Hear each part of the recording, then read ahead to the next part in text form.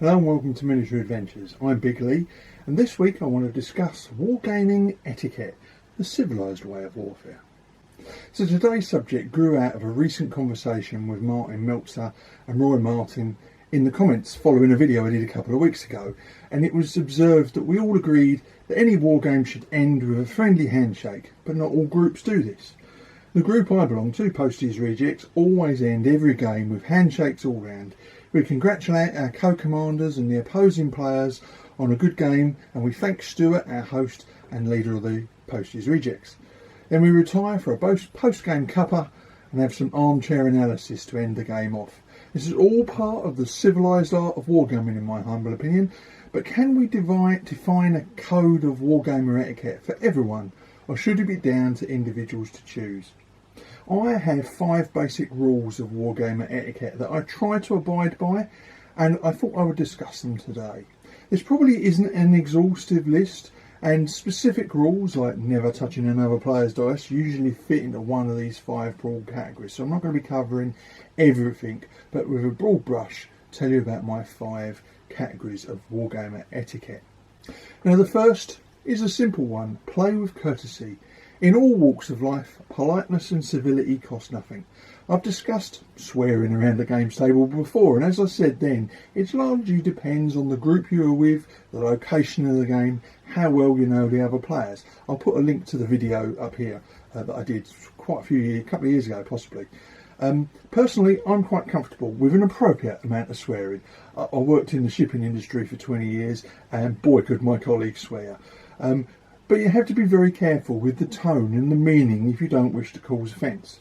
However, I also think it's true to say you should never say something in anger. You should never raise your voice, except in laughter, of course. Abide by these simple rules and everyone will have a much better time. And my second rule is play with integrity. Now I think of this as play in the period and not the rule book. As I've said many times before, I'm not a competition gamer. I play for fun, companionship and self-education.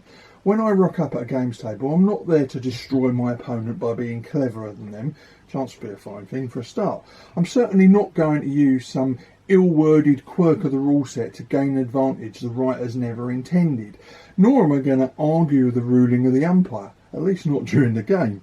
I've got no problem with knowing the rules well, but the best players share that depth of knowledge with their opponents rather than lording it over them. It's not a genuine victory if you win on a technicality. Then the third rule is play with honesty, and this means not cheating and being upfront about mistakes. Every player or umpire can make mistakes, but spotting them and honestly dealing with them is the mark of a good player, in my opinion. If it's spotted quickly, the effects can be reversed and the roll or manoeuvre tested for again. If it's something much further back in the game, all sides have to accept it as part of the fog of war. Whatever you do, it should be an unbiased and honest learning experience for everyone taking part. We all become better players when this happens. Then my next rule of wargamer etiquette is play with fairness. Now for me, this is all about agreeing the rules and conditions before the game has started. So deciding for how a terrain is affected is a good example. There's nothing quite as dispiriting as making a reasonable assumption about a piece of terrain that's on the table, only to find that your opponent, or worse still the umpire, understands it completely differently. Equally, if there are any house rules or changes to rule sets that you've played before, it's good form to ensure that everyone on both sides knows this and understands the change. And lastly, I'd also include a fair play benefit of the doubt clause in here somewhere. If you're playing a new set of rules or new changes have been introduced and you and your opponents make a fair mistake, you shouldn't be punished with implacability. Again, I go back to my earlier statement, it's not a genuine victory if you win on a technicality. And lastly, play with conviviality. The last rule recognises that for non-competition play, it's just a game. Everyone should be there to have a good time, and anything to the contrary should be left at the front door. If you turn up for a game determined to crush your opponent because you've had a bad week at work or an argument with the missus, you need to calm down or turn around and go home. Wargaming is, of course, a competitive activity, but that doesn't mean it has to be adversarial. Leave the bloodshed to history. And I firmly believe that everyone taking part should play in a friendly and cheerful manner.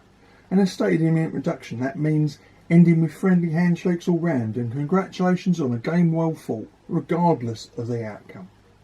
So as usual, I'd like to throw this out to you and ask, what do you consider to be good form around the games table?